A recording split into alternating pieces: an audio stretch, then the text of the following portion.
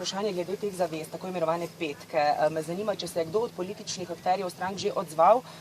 V soočenju je voljo pokazal Janković, je kaj iz tega, je s tem kaj kruha? Zaveza je predvsem k državniški drži, kajti mi vsi vemo, kaj so naši ključni problemi. Od tu naprej pa je potrebno pristopiti k reševanju teh problemov, ne glede na to, ali si v koaliciji ali v opoziciji. Zato želimo to zavezo dobiti pred volitvami in kot ste dejali, v petek sicer steče ta rok. Na samem predvolilnem srečanju je predsednik gospod Janković potrdil, da bo podpisal, z ostalimi še nimam konkretnih odgovorov, so pa vsi, s katerim sem govoril, se strinjali, da so to projekti, okoli katerih je res potrebno najti soglasje, skupaj rešiti te probleme in se od politikantskih tem usmeriti k ključnim temom in državo rešiti. Pričakujem, da bodo državotvorne stranke takšno zavezo tudi podpisali in pristopile k tej zavezi. Spravi vse do tega trenutka, do danes, do petka je sicer rok uradno, zaenkrat še nimate nobenega podpisa. Tako je. Dobro. Potem zanima me realno, kakšen izplen pa pričakujete od te zaveze? Kje vi vidite to možnost kompromisa slovenske politike, glede na to, da kandidirajo več ali manj enaki obrazi? Pa če pocitiram tweet vašega bivšega predsednika Radovana Žerjava, ki je danes zapisal, da mu je preveč lepo, da bi se vrnil v to umazano politiko. Pa me zanima, s kakšno popotnico greste vi, tudi verjamete v dogovor končno politike? V Slovenski ljudski stranki smo pri pokojninski reformi pokazali, kaj stori državotvorna stranka, tudi če je v opoziciji. In stanje v Sloveniji je toliko resno, da resnično ni več časa za to, da bi se na nek način norčevali iz države in se lotevali obrobnih tem, ampak je potrebno pristopiti k ključnim temom. Še enkrat ponavljam, da verjamem, da je v Sloveniji v politiki dovolj državotvornosti in da bodo kolegi k tej zavezi pristopili. Imate v mislih morda konkretna področja, kje bi se utegnili zediniti, je to morda Mercator, subvencije, ne vem, občine?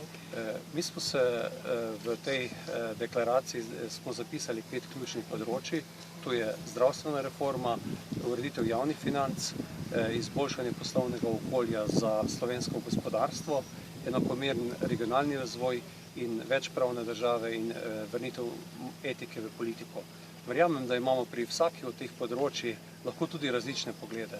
Vendar ključno, kaj je v tej zavezi k državotvorni drži, je to, da se zavežemo, da bomo eno leto po volitvah te probleme rešili in da bomo sodelovali tako politika med sabo, kakor da bomo k iskanju rešitev privabili tudi civilno družbo, lokalne skupnosti, kakor tudi delodajalce, delojemalce. In to je bistvo te zaveze, se pravi, da od malih politikantskih tem preidemo k ključnim temom za rešitev države iz krize in da se pri tem politika obnaša državotvorno.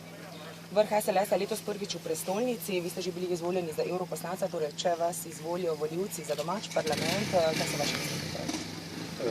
Slovenska ljudska stranka je na evropskih volitvah naredila korak naprej, se ukrepila v Evropskem parlamentu, v Evropi, postala parlamentarna stranka tudi v bruseljskem parlamentu. Na teh volitvah pa sam kot predsednik stranke in tudi podpredsednik nastopava v Ljubljani.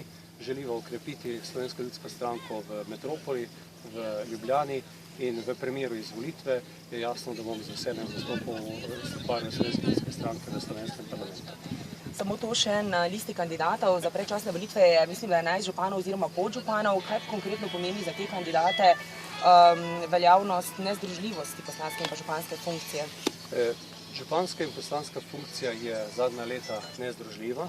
V takšnem primeru, kot je letošnji, je možno to, da v primeru izvolitve župan niti ne povzroči nadomestnih volitev, kajti volitve so znotraj 6-mesečnega roka pred iztekom mandata župana in v tem času se lahko slovenskim županom omogoči normalen karierni razvoj in da prinesejo veliko modrosti, ki jo dobijo pri svojem delu v okviru slovenskih občin, tudi v nacionalni parlament. Tistih z temi izkušnjami v slovenskem parlamentu manjka, zato smo tudi z veseljem na listo Slovenske ljudske stranke nominirali, kot se dejali, skupaj več kot 10 ljudi, ki upravljajo odgovorne županske ali podžupanske funkcije. Hvala lepa za vaše odgovore.